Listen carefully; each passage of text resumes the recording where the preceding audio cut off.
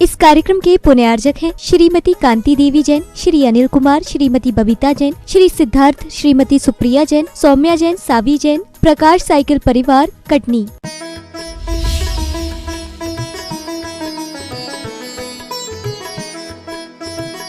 आप सभी 4 माहों से निरंतर धर्म लाभ ले रहे हो। स्वाध्याय पर स्वाध्याय ग्रंथों की वाचनाएं और प्रवचन श्रृंखलाओं से आप सभी लाभान्वित हैं। दरअसल जो लाभ आप सभी को आपकी व्यस्तताओं के कारण वर्ष के 8 माहों में नहीं मिलता है, वो बरसात के 4 माहों में मिल जाता है। इसलिए अन्य प्रवासों की अपेक्षा वर्षा योग का बड़ा महत्व है। गृहस्थ श्रावक जनों को ही नहीं, प्रवास करने वाले मुनि जनों को भी इसका महत्व है। वह इस रूप में कि मुनिजन साधक जन भी इस निश्चित प्रवास के कारण अपने स्वाध्याय साधना में और स्वास्थ्य के लाभ की दृष्टि से भी वह अपना एक क्रम बना लेते हैं और यह क्रम उनका जो स्वास्थ्य स्वाध्याय साधना का बनता है, ये समूचे वर्ष भर के लिए उन्हें सहयोगी बनता है। प्रातःकालीन बेला में प्रवचन मालाएं चलीं, मध्याह्न में ज्ञानार्णव ग्रंथ का स्वाध्याय चल रहा है। ज्ञानार्णव ग्रंथ आचार्य शुभचंद्र महाराज जी के द्वारा रचित एक ऐसा ध्यान का ग्रंथ है कि जिसमें ध्यान की प्रक्रिया तो बताई गई है, ध्यान की साधना पद्धति तो बताई गई है, लेकिन उसके पहले ज्ञान और वैराग्य का भी बड़ा अच्छा चित्रण किया गया है। क्या कह रहा हूँ, आप समझ रहे कि नहीं समझ रहे? ध्यान का ही उसमें कथन, ऐसा नहीं है। ध्यान के पहले ज्ञान और वैराग्य का भी बड़ा अच्छा चित्रण किया गया है। अनेक प्रसंगों में, अनेक अधिकारों में महाव्रतों की चर्चा है, परिग्रह त्याग की चर्चा है, आशा के निरोध की चर्चा है, संयम की चर्चा है, वृद्ध सेवा का अधिकार भी बड़ा अच्छा लिखा गया है। ऐसे प्रसंगों के साथ जब एक साधक भव्य आत्मा को ज्ञान और वैराग्य की प्राप्ति हो जाती है, तो फिर वह अपनी भूमिका में आकर के जिस ध्यान का वर्णन मन की एकाग्रता के रूप में ज्ञानार्णव में किया गया है, उस ध्यान को वह समझ करके उपलब्ध हो जाता है। ऐसे ज्ञानार्णव ग्रंथ का स्वाध्याय आचार्य शुभचंद्र महाराज जी ने ज्ञानार्णव ग्रंथ लिखा है और कथानक तो ये कहता है कि उन्होंने अपने छोटे भैया भर्तृहरि को संबोधन के रूप में लिखा गया, क्योंकि शुभचंद्र एक निश्चित रास्ते पर आगे बढ़े, वीतरागता का रास्ता था, और भैया भर्तृहरि लक्ष्य लेकर के वही चले थे, लेकिन उन्हें समागम जिस रूप में मिला वह आश्रम में रुक गए, फिर स्वर्णादि रसायन की सिद्धि करने लगे और वह अपने दूसरे मार्ग पर आगे बढ़ गए। ऐसे ग्रंथ का स्वाध्याय मैंने किया। पहले जब संग में था गुरुवर के साथ, तब गुरुवर के मुख से ज्ञानार्णव ग्रंथ का स्वाध्याय किया था। फिर बरसों बाहर बिहार करता रहा हूँ, यथा प्रसंग स्वाध्याय करता रहा, लेकिन अभी संस्कृत टीका के साथ स्वाध्याय चल रहा है। साधु की चर्या ज्ञान ध्यान तपोरक्तः की है। साधु की चर्या कैसी है? ज्ञान ध्यान तपोरक्तः। अब इसका अर्थ क्या है? ज्ञान ध्यान तपोरक्तः, ज्ञान तप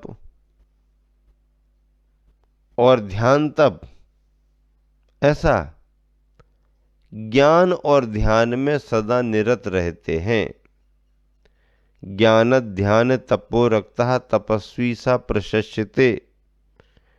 बे मुनिराज ज्ञान और ध्यान की चर्या में सतत संलग्न रहते हैं। क्या? सतत संलग्न रहते हैं। ज्ञान भावना स्वाध्याय आदि के द्वारा अथवा प्रवृत्ति को रोकते हुए मन की एकाग्रता के रूप में ध्यान साधना सिद्धि के लिए की जाती है। तो ऐसे उन साधु महाराज जी का वर्णन किया गया है कि विषयाशा वशातीतो निरारंभो परिग्रह, विषयों की आशा नहीं जिनके, विषयों की आशा के बसीभूत नहीं है जो, पंचेंद्री के विषय और उनकी आशा यानी इच्छा और उस इच्छा के बसीभूत होना, पराश्रित होना, ये विषय आशा इससे रहित ऊपर उठे हुए वसाती तो विषयों की आशा के बस से अतीत हैं, ऊपर उठे हुए हैं। निरारंभो परिग्रह, निरारंभ अपरिग्रह, आरंभ नहीं और परिग्रह भी नहीं। साधु के स्वरूप की शर्तें हैं भैया। ये क्या है? ये शर्तें हैं कि साधु का स्वरूप कैसा हो। पंचेंद्री के विषयों की आशा के बसीभूत जो नहीं है, अर्थात उनसे ऊपर उठे हुए हैं। फिर आरंभ और परिग्रह से भी ऊपर उठे हुए हैं। आरंभ का मतलब है दुकान धंधा, खेती बाड़ी, नौकरी पेशा, ये जो कार्य होते हैं ये आरंभ के कार्य हैं। इसमें जीवों की हिंसा के दोष लगते ही लगते हैं। तो आरंभ से ऊपर उठे हुए हैं और परिग्रह से भी ऊपर उठे हुए हैं। परिग्रह, परिग्रह क्या? धन धान्य आदि 10 प्रकार की सामग्रियां ये परिग्रह मानी जाती हैं। इनका भी कोई काम नहीं। ऐसे निरारंभ अपरिग्रह और अब विषयों की आशा से ऊपर उठ गए, आरंभ परिग्रह से भी ऊपर उठ गए। अब दिन भर करेंगे क्या? कुछ तो करेंगे ना। ऐसा थोड़ी है कि बस ये नहीं कर रहे तो कुछ भी नहीं कर रहे। नहीं, ये तो नहीं कर रहे, लेकिन क्या कर रहे? ज्ञान ध्यान तपोरक्तः, ज्ञान ध्यान तपोरक्तः, ज्ञान ध्यान और तप में लीन रहते हैं, ऐसा नहीं बोलना। ज्ञान को अलग करो, ध्यान को अलग करो और फिर तप को अलग करो, 3 नहीं। ज्ञान के लिए भी तप से जोड़ो और ध्यान के लिए भी तप से जोड़ो। ज्ञान ध्यान तपोरक्तः यानी ज्ञान रूप तप में और ध्यान रूप तप में जो लीन रहते हैं। ज्ञान ध्यान रूप तप, ज्ञान ध्यान को ही तप बनाया जाएगा। क्यों? अगर हमने ध्यान को तप कह दिया तो फिर उसके बाद तप कोई है ही नहीं। तपों में, अंतरंग तपों में अंतिम ध्यान है, और जब ध्यान ही पूरा हो गया तो फिर उसके बाद तप का कोई स्थान नहीं है। अर्थात ज्ञान और ध्यान रूप तप में जो लीन रहते हैं, तपस्वी सा प्रशस्यते। भैया आशा इच्छा की बात तो ऐसी है कि बड़ी मुश्किल से उसको समझ पाते हैं, और एक बार इच्छाएं आ जाएं तो पूर्ति करना और समाधान संतुष्टि पाना बहुत कठिन होता है। एक राजा था, सभी याचकों की इच्छा की पूर्ति करता था, संतुष्ट रहता था, और उसे इस बात का गर्व था कि उसके दरबार में आया हुआ कोई भी याचक बिना कुछ लिए जाता नहीं था, झोलियां भर देता था, कटोरे भर देता था। लेकिन एक समय उस राजा के सामने भी संकट खड़ा हो गया। क्या संकट खड़ा हो गया?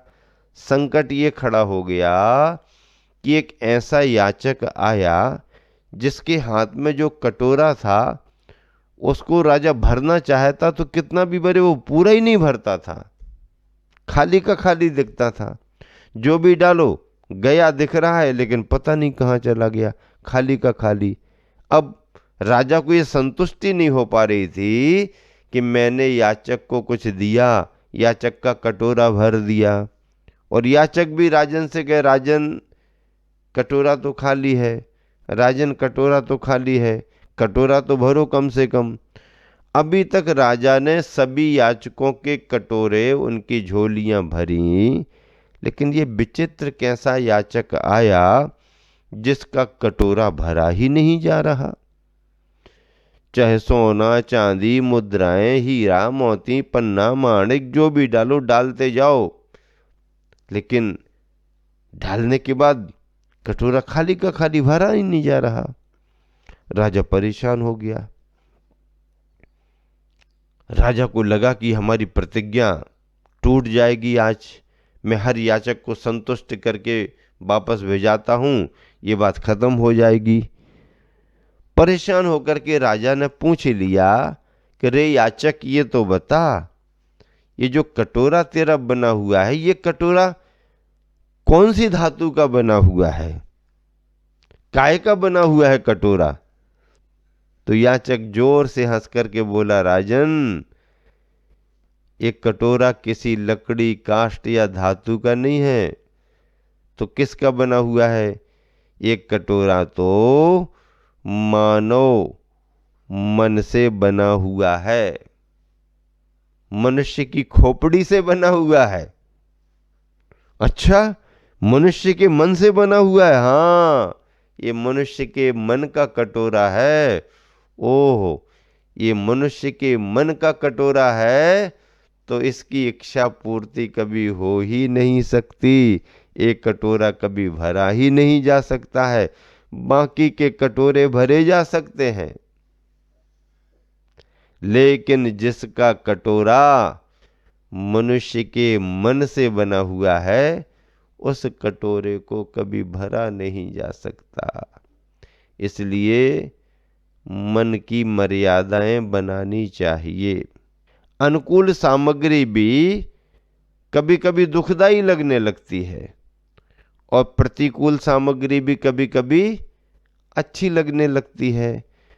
तुम्हारा मन उस समय जो चाह रहा है वो मिल जाए, इसका नाम सुख है।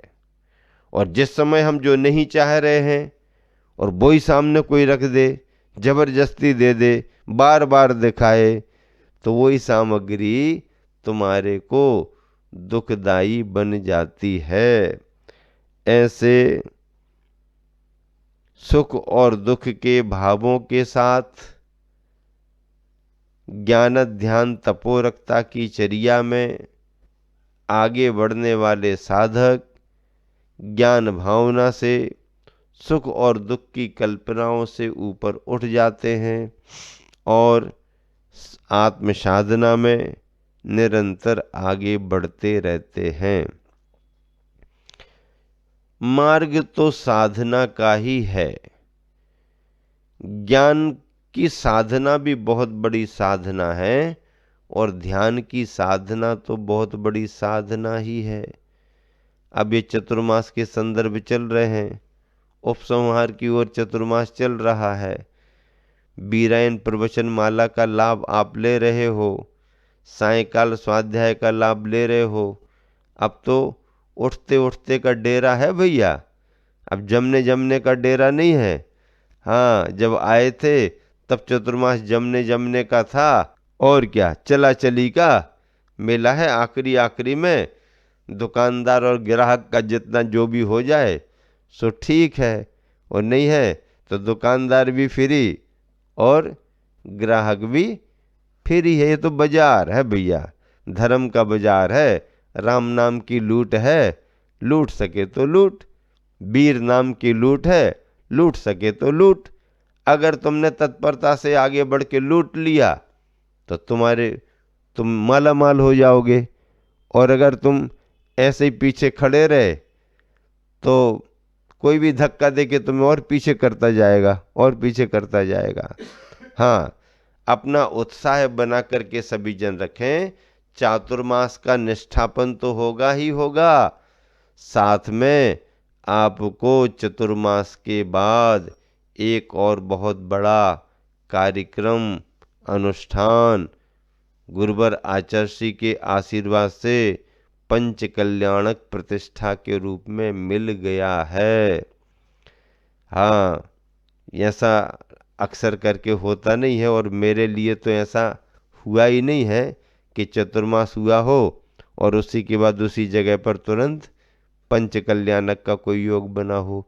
तो समझ लीजिए आप कि ये जो मुनि की चर्या है, इस मुनि की चर्या में ज्ञान और ध्यान का अपने आप में बड़ा महत्व है। साधु निर्विकल्पता का प्रतीक है, साधु शांति का प्रतीक है, साधु आनंद का प्रतीक है, साधु स्वतंत्रता का प्रतीक है।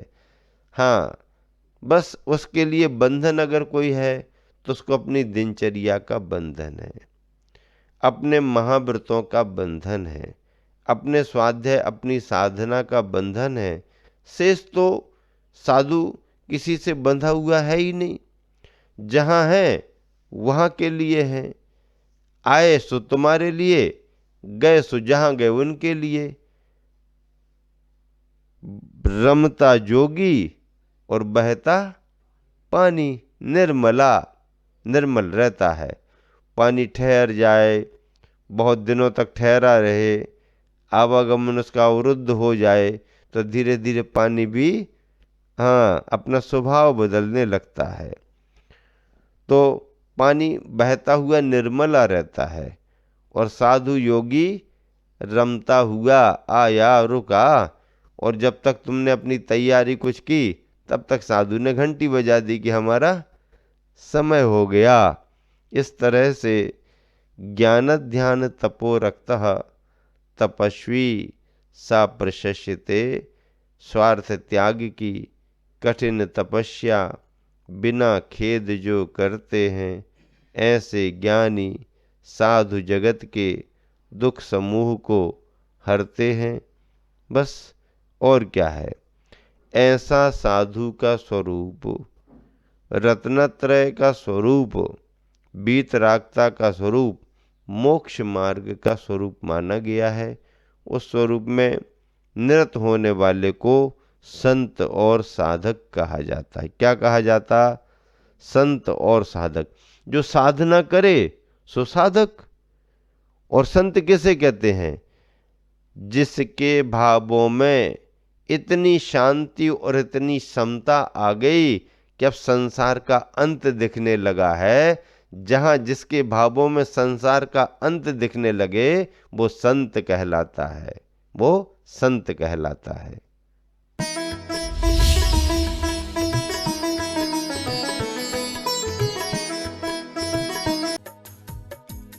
इस कार्यक्रम के पुण्यार्जक थे श्रीमती कांति देवी जैन, श्री अनिल कुमार, श्रीमती बबीता जैन, श्री सिद्धार्थ, श्रीमती सुप्रिया जैन, सौम्या जैन, सावी जैन, प्रकाश साइकिल परिवार, कटनी।